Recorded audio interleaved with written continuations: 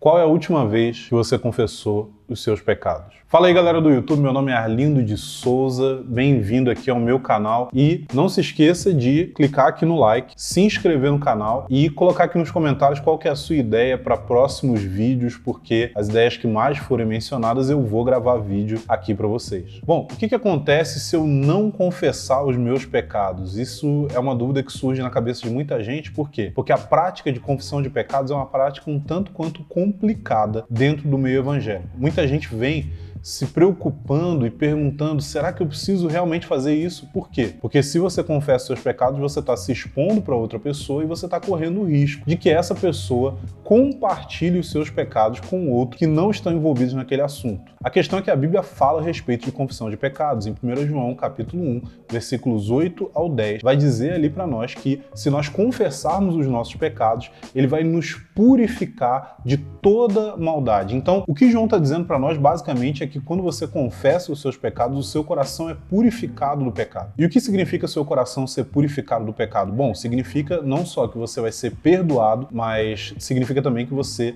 vai ter o seu coração liberto daquele pecado. A confissão ajuda você a progredir no processo de santificação. Mas a questão é, quando que eu devo confessar o meu pecado? Porque a gente peca inúmeras vezes, a gente peca em vários momentos, a gente peca com os nossos pensamentos, com as nossas ações, com as nossas atitudes interiores. Então, o que exatamente precisa ser confessado? O que eu diria para você é que os pecados que mais precisam de confissão da nossa parte são aqueles pecados que nos prendem. Ou seja, você pode talvez ter um pensamento impuro, mas aquilo ali acontece naquele momento e depois passa e aquilo não fica te atormentando constantemente. Você pode talvez falar uma coisa para uma pessoa e você falar, eu acho que a minha intenção naquela hora que eu falei aquilo ali não era muito boa, era uma intenção que era pecaminosa. Você pode talvez até falar algo que fere uma outra pessoa e ela vir falar com você e falar, olha, você me machucou, você me feriu, você me ofendeu. A questão é que nós cometemos inúmeros pecados no nosso dia a dia e não quero dizer com isso que você deve viver uma vida de pecado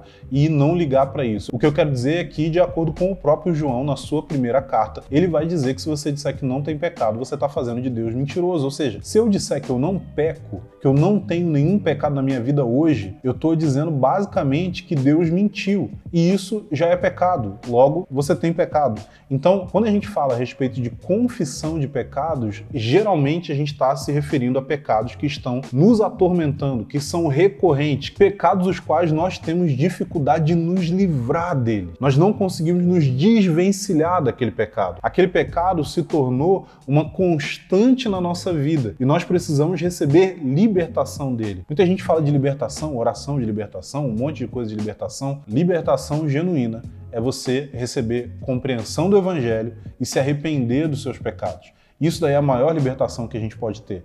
Então, como e para quem você deve confessar os seus pecados? O primeiro aspecto aqui é que a gente precisa confessar os nossos pecados para o próprio Deus. Sim, é verdade, você precisa confessar os seus pecados para Deus. Mas Deus não sabe exatamente tudo aquilo que eu faço? Sim, Ele sabe. Mas esse Deus que sabe tudo ao nosso respeito também é um Deus que quer ter um relacionamento pessoal com cada um de nós. Então, quando nós chegamos diante de Deus, confessamos os nossos pecados, nós não estamos apenas falando e dando uma informação para Ele. Não, nós estamos nos relacionando com Ele na forma como é o propósito dele que nós tenhamos um relacionamento. Então, confessar os seus pecados para Deus é importante, não só para que você mantenha uma comunhão sincera com Ele, mas também é importante para que diante da presença de Deus, você tenha um exame correto da sua própria consciência. Então, a maioria dos pecados a gente vai confessar para Deus. Você deve examinar a sua consciência e, no seu tempo de devoção, no seu tempo de oração, falar para Deus a respeito dos pecados os quais que você quer que Ele liberte você, que Ele purifique, que Ele santifique a sua vida. Mas alguns pecados precisam ser confessados para os nossos irmãos. Pode ser um líder na sua igreja, pode ser um pastor da sua igreja, pode ser um amigo que tem auxiliado você na sua caminhada de fé, mas esses pecados precisam ser confessados. Mas como você vai fazer essa confissão e como que você vai ouvir a confissão de uma outra pessoa? É muito simples, mas é muito importante. Você, ao confessar o seu pecado, não está fazendo ali uma defesa do motivo pelo qual você pecou. Você não está querendo dar ali algum tipo de atenuante para que a pena pelo seu pecado seja diminuída. Você não está diante de um juiz que vai julgar se você está certo, errado, é culpado ou não. Você está confessando o seu pecado, admitindo o que você fez. Por quê? Porque esse exato pecado que você está confessando, ele foi punido em Cristo na cruz. Então você não está confessando para ter a sua pena diminuída ou para escapar da condenação. Não. Quem te faz escapar da condenação é Jesus. Você está confessando porque você quer se tornar semelhante a esse que te salvou das consequências do seu próprio pecado. Quando nós confessamos, nós precisamos assumir total responsabilidade pelo nosso pecado. Nós precisamos admitir as inclinações más do nosso coração, a pecaminosidade das nossas intenções e os erros que nós cometemos que nos colocaram naquela situação onde o pecado foi consumado. Quando há essa sinceridade na forma como nós confessamos o nosso pecado para o nosso irmão, que está ali naquele momento representando o próprio Cristo diante de você, aí sim você recebe a purificação dos seus pecados. Aí sim você pode realmente se ver livre daquilo que está te prendendo. Por quê?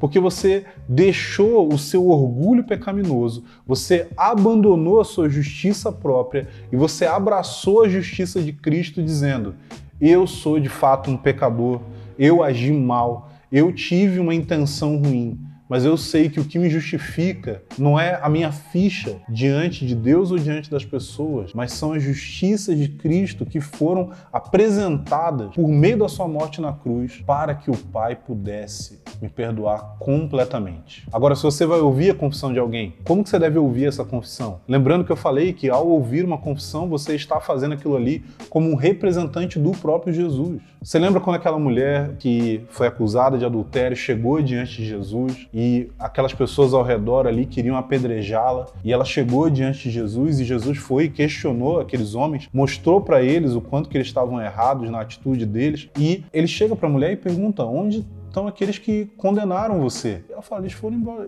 Eu também não te condeno. Vá e não peques mais. Jesus demonstrou verbalmente para aquela mulher que nele ela podia encontrar perdão. Da mesma forma, quando nós ouvimos a confissão do pecado de alguém, nós devemos expressar para essa pessoa verbalmente o perdão que ela só pode conseguir em Cristo. Quando alguém chega para você e confessa seu pecado, você olha nos olhos dessa pessoa e diz: cara, Jesus morreu para que você pudesse ser livre da condenação. Então o seu pecado está perdoado. Mas ao mesmo tempo, a gente quer trazer Deus para esse momento, não só na representatividade daqueles que estão ali ouvindo a confissão, mas também trazer a presença restauradora de Deus para a vida daquele que está ali quebrantado, arrependido pelo seu pecado. Então, quando você ouvir a confissão de alguém, ore por essa pessoa. Ore para que o coração dela se abra para receber o perdão e o amor de Deus que são derramados no nosso coração pelo Espírito Santo. Se nós